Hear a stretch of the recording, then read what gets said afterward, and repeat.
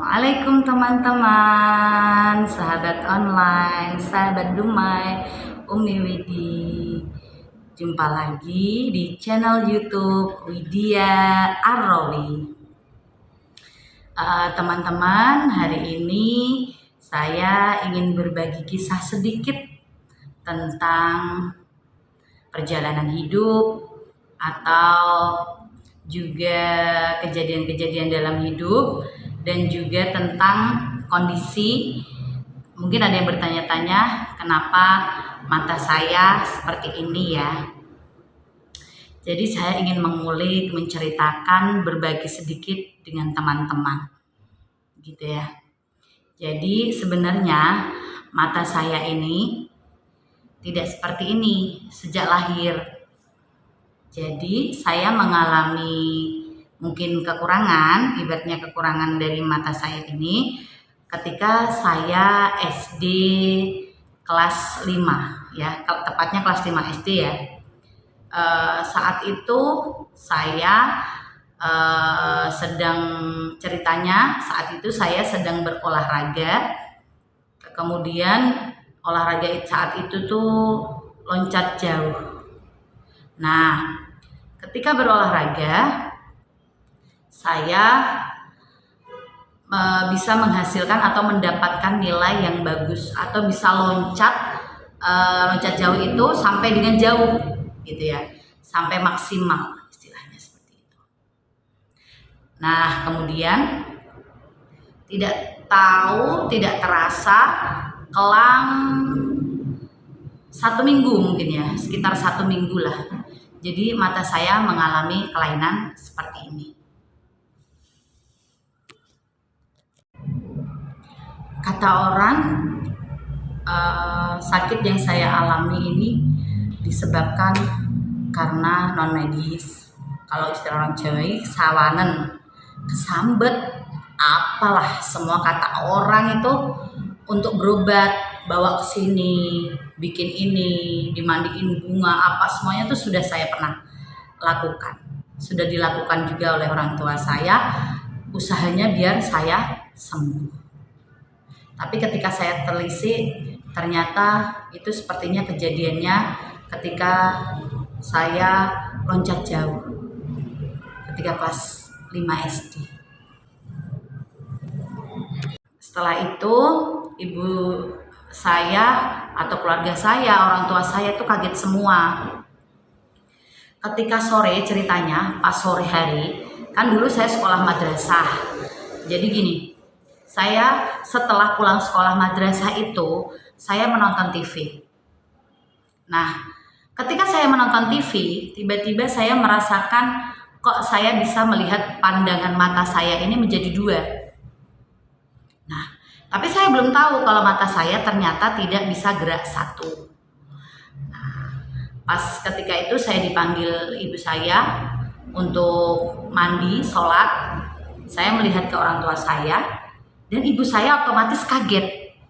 Nah, ibu saya teriak, "Kenapa matanya seperti itu?" Itu terjadi dengan tiba-tiba. Saya pun akhirnya melihat ke cermin. Ternyata mata saya memang tidak bisa gerak 1. Kemudian saya menangis, langsung saya menangis, ibu saya juga menangis. Kemudian ibu saya tidak henti-hentinya mencari pengobatan untuk saya agar saya bisa kembali sembuh seperti semula. Nah, kita lanjutkan lagi. Setiap orang bilang berobat kemana, ada alternatif, ada medis, semuanya kita ikuti. Kata orang pergi ke sini, berobat ke sini.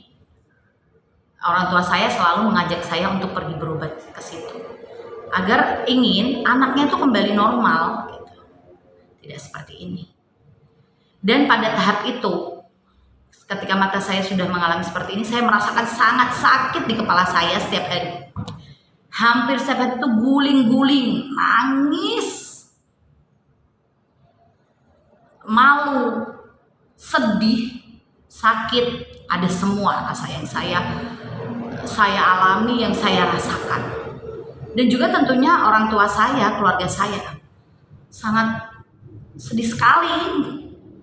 Bahkan ibu saya setiap hari ketika sholat selalu menangis, selalu mencium saya. Saya ingat ibu saya, namanya seorang ibu ya, pasti ada kekhawatiran di dalam dirinya. Anaknya kok bisa seperti itu. Dan ayah saya juga, bapak saya itu seperti itu. Pokoknya berusaha membawa saya, memberobatkan saya kemana saja, kata orang. Sampai ketika berobat, sekolah saya itu berpindah, sering sering libur, sering izin, karena memang mau berobat kemana, kata orang. Contoh, pergi ke Jawa Barat, ke Pekalongan, ke Jawa Timur, ke Surabaya, ke Jogja. Kata orang, di mana kita datangin? Rumah sakit terbesar di Semarang, Elizabeth Karyadi, William Booth, semuanya sudah. Dan ketika di William Booth Semarang, itu dokternya bilang, ini harus operasi bedah otak. Dan orang tua saya tidak menyetujuinya. Saya pun takut ketika itu, karena mungkin takut anaknya dalam tanda kutip akan mengalami kerusakan di bagian otaknya kalau memang operasi bedah otak. Ya kita wallahualam, ya kita kan nggak tahu ke depannya orang. Jadi itu kekhawatiran kita sendiri, kita kan tidak tahu dunia medis ya, sangat awam tentang itu. Tapi akhirnya bapak saya bilang, ya sudahlah, kita berobat jalan saja, tidak usah operasi bedah otak. Dan saya pun agak tenang, tapi masih sedih banget, di hati itu sedih sekali. Dan ketika itu saya mengalami titik terendah dalam hidup saya. Saya malu bergaul, saya malu beraktivitas. Pokoknya serba malu, serba minder, serba takut. Orang tua saya selalu memberikan motivasi kepada saya, guru-guru selalu memberikan motivasi. Tapi masih saja diri ini tuh mengalami rasa takut, cemas yang sangat berlebihan. Ya maklum, karena kan memang kekurangan tidak dari lahir, tiba-tiba seperti itu. Keluarga besar saya, kakek saya, nenek saya, saudara-saudara saya selalu mendukung saya, menyuruh untuk maju, membesarkan hati saya agar tidak minder, seperti itu ya. Tapi tetap saja masih minder sampai di tingkat SMA, SMP saya di Kudus. Itu juga dengan alasan sekalian saya bisa berobat, seperti itu. Tapi Allah menghendaki belum berhasil pengobatan itu. Tetap saya jalani, tapi sudah mulai tertanam dalam diri saya seperti sedikit ada keberanian, sedikit rasa percaya diri saya tumbuh. Tapi masih banyak yang rasa takut, cemas gitu, masih banyak sekali. Sampai akhirnya saya bersekolah di Pondok Modern Darussalam Gontor. Di sana saya mendapatkan banyak sekali ilmu, kehidupan, motivasi, dan kepercayaan diri yang saya terima sampai saat ini. Itu semua dipupuk oleh pondok saya yang sebagian besar yang timbul setelah kejadian sakit di mata saya ini. Jadi saya di sana ketika berorganisasi, saya tidak berani. Ketika ada kegiatan atau lomba, saya tidak berani. Guru-guru, ustadz-ustadzah itu selalu mendukung. Ayo ikuti, harus percaya diri, semangat selalu. Jadi jiwa saya tumbuh. Semua kegiatan saya ikuti. Ada lomba-lomba, saya ikuti. Apapun hasilnya, yang penting saya maju. Itulah, terpupuk percaya diri saya sangat tinggi, besar kembali, tidak menciut seperti dulu. Itu ketika saya ketika saya mengenyam pendidikan di Pondok Gontor. Terima kasih sangat banyak kami ucapkan untuk asatidz, ustadzah yang telah membimbing kami, membimbing saya, memotivasi saya guru-guru saya. Terima kasih banyak. Semoga Allah melindungi antum semuanya. Terima kasih juga buat teman-teman saya yang telah mendukung saya, memotivasi saya untuk bangkit. Dan insya Allah saya terima dengan kekurangan yang saya alami saat ini. Jadi ini suatu hal yang tidak mudah ya teman-teman. Perjuangan hidup, kekurangan dalam kondisi fisik tubuh yang saya alami, yang menjadikan saya menjadi minder dan bisa tumbuh lagi kepercayaan diri saya, itu semua atas kehendak Allah. Semuanya kita harus terima dalam hidup ini. Teman-teman yang memiliki kekurangan seperti saya, ataupun bahkan lebih banyak yang memiliki kekurangan lebih banyak daripada saya, harus tetap semangat ya teman-teman. Tetap jalani hidup, kembangkan bakat kalian, semangat dalam bekerja. Apapun hasilnya Allah yang akan menentukan. Termasuk saya ingin bercerita, merambah ke dunia YouTube ini karena memang saya hobi, suka foto, video. Jadi saya mengalihkan hobi saya ini ke suatu hal-hal yang bermanfaat ya teman-teman. Siapa tahu bisa menjadi rezeki, bisa menjadi jalur atau jalan untuk mendapatkan rezeki. Semoga saja bisa diijabah oleh Allah Subhanahu wa Ta'ala.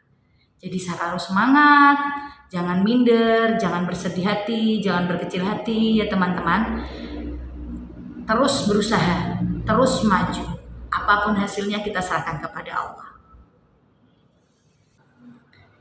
Ya, begitu ya teman-teman. Kita harus tetap selalu semangat, selalu optimis apapun yang terjadi. Walaupun kadang di sekitar atau apa yang kita temui dalam hidup, kita mendapatkan sebuah apa mungkin cemooh atau hinaan atau apa tentang fisik, kita tidak usah dengarkan itu. Kita biarkan saja. Kita ambil semua hikmah yang baik-baik saja dalam hidup ini. Kenapa saya bisa bicara seperti ini? Karena juga pengalaman dalam hidup yang saya alami yang mengajarkan semua ini. Dan alhamdulillah hasil sabar saya mungkin dan doa orang tua, saya bisa di titik seperti ini. Saya menjadi guru honorer saat ini. Saya memiliki suami, seorang penghulu.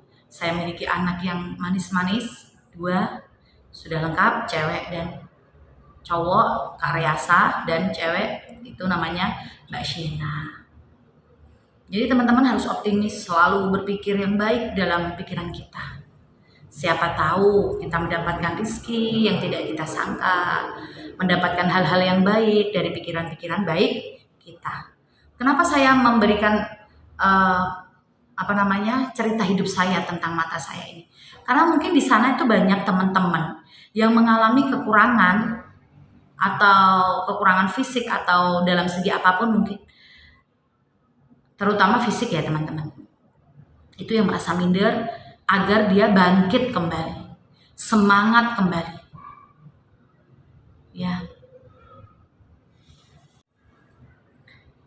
Ya, biar bisa semangat, biar bisa bangkit lagi, biar semangat menjalani hidup, semangat beraktivitas, dan tercapai apa yang kita inginkan. Amin Allahumma amin. Mungkin ini sedikit perkenalan dari saya, seorang guru yang mungkin memiliki cacat fisik yang sangat kelihatan. Tapi saya terima dengan semua kekurangan ini. Semoga hasil sabar ini menjadi pahala buat saya. Saya sangat berterima kasih kepada Allah yang sangat baik sudah membimbing saya sampai saat ini. Jadi teman-teman jangan berkecil hati, harus semangat selalu ya teman-teman. Saya mohon dukungan teman-teman semua. Saya termasuk pemula di dunia YouTube ini. Mohon bimbingannya, saling mengingatkan, saran dan kritik boleh disampaikan ya teman-teman. Terima kasih atas dukungan teman-teman semua. Ya, terima kasih yang sudah men-subscribe, like, men-komen channel YouTube saya. Saya doakan semoga teman-teman semua dan kita semua selalu diberkahi Allah, lancar rizki, dalam keadaan sehat selalu. Amin Allahumma amin.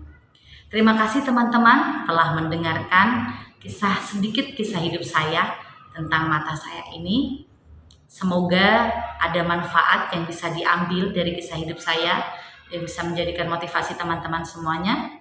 Kalau ada salah, saya mohon maaf. Terima kasih sudah membantu channel saya, like, subscribe, mengklik, mengkomen, semuanya. Sampai jumpa lagi di vlog berikutnya.